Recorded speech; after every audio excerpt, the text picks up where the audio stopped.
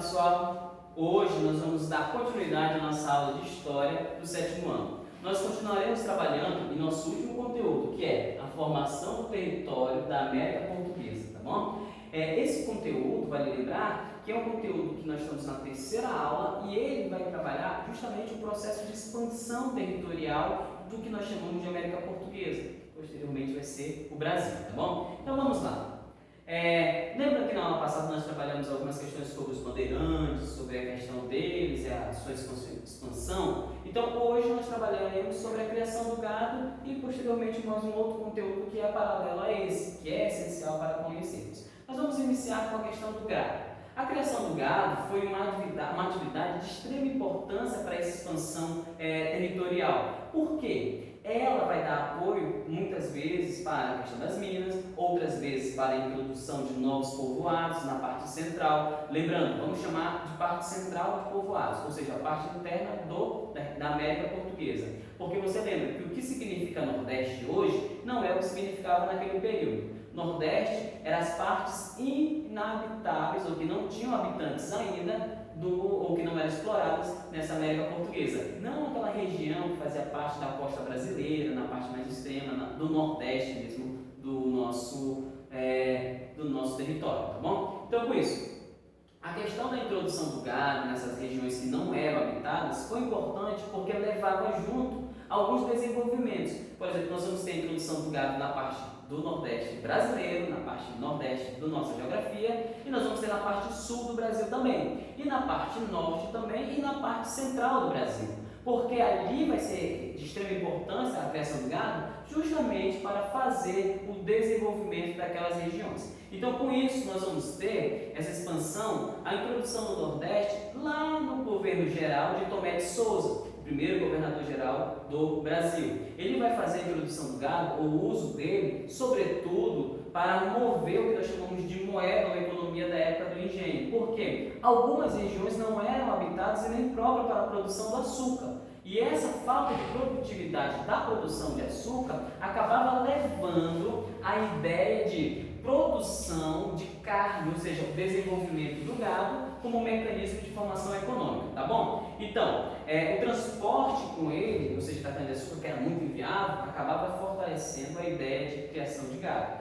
Então, por isso, em 1701, nós vamos ter o quê? O rei de Portugal proibindo a criação no litoral do gado, e isso vai levar a população, ou seja, aqueles grandes fazendeiros, a levarem o seu gado para as partes que não eram no litoral. Por isso que ocorre a chamada introdução do gado nas áreas que não eram exploradas, a exploração. Então, com isso vai começar a surgir os povoamentos, e esses povoamentos que vão surgir onde não eram povoadas, nas terras que não eram colonizadas, vai ser dada por esse grupo, ou seja, o grupo dos fazendeiros que levavam esse gado, tá bom? Tudo isso vai contribuir para a grande expansão e crescimento da questão do gado, tá bom? Então, esse desenvolvimento, essa expansão vai ser de suma importância no decorrer da formação do Brasil, tá bom? Então, com isso, nós vamos ver aqui no mapa algumas características do que nós chamamos de caminho do gado. Essas áreas aqui de vermelho são áreas de criação do gado. Percebam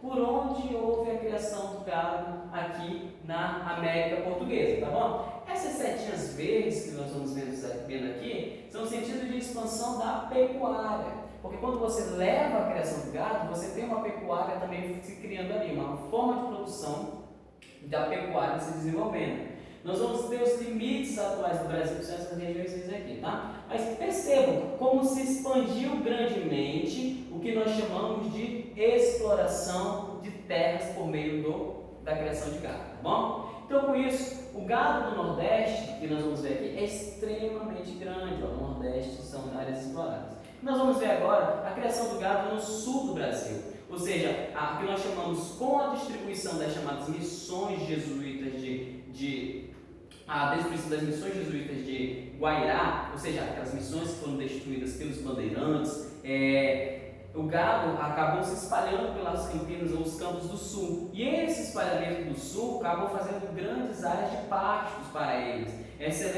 fazendo com que aquelas áreas que eram de totais qualidades para o alimento do gado, fez com que o gado se multiplicasse por lá. Então, em pouco tempo, o número de mulas, cavalos, bois, vacas cresceu, e esse número foi extremamente importante para desenvolver algumas atividades. Por exemplo, o rebanho sem dono acabaram formando-se fazendas, como São Paulo, com uma questão de laguna também, como outras fazendas, e com isso passaram a ser disputadas aquelas terras, porque aquele gado já estava ali, já estava sendo formado. E eles acabavam caçando o chamado gado selvagem e consumindo leite, a carne e desenvolvendo algumas outras coisas que são a utilização do couro, e assim começa a se desenvolver a ocupação da região sul. Com o quê? Com aquele gado que ele estava já pré-formado, e aqueles que iam ali acabavam capturando eles e conquistando eles para mantê-los e desenvolvendo assim uma exploração daquela terra que ali estava, tá bom? Com isso, em 1680, o rei de Portugal ele também tem interesse pelo sul, e ele acaba mandando erguer povoamento nas margens do que nós chamamos da esquerda do Rio do Prata. Por quê? Ele forma um pequeno povoado ali, que é chamado de Colônia de Sacramento. Esse povoado vai acabar influenciando a construção e mantimento desse território. E por quê? Porque o gado ali foi extremamente importante em popularizar aquela região, tá bom? E isso faz fazer com que no ano de 1737 a monarquia portuguesa acaba fundando o que nós chamamos de Forte do Rio Grande do Sul, para demarcar aquela região como região da coroa portuguesa, tá bom? Ou seja, do território português aqui na América, tá bom? Então, com isso nós vamos ter umas novas divisões nas fronteiras lá depois do que nós chamamos do Tratado de Tordesilhas.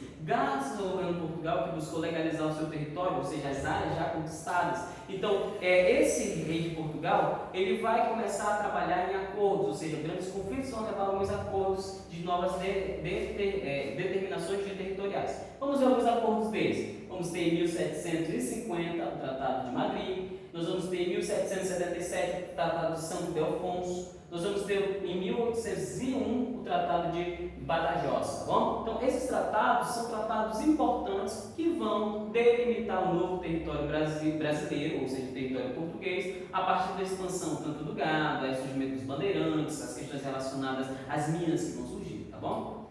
Então, gente, nós vamos ver aqui essas demarcações de tratados. Ó, o Tratado de Madrid é essa linha roxinha aqui, tá bom? O Tratado de Santo Ildefonso já é essa linhazinha vermelha que nós vamos trabalhar, ela é um pouquinho menor, Nós vamos ter o Tratado de Tordesilhas, o Tratado de Santo Ildefonso ele vai estar aqui no finalzinho, tá? Delimitando. E nós vamos ter o tratado nas áreas que são incorporadas ao Brasil com o Tratado de Badajoz, que são essas aqui, ó, em verdezinho, bem no finalzinho do Brasil.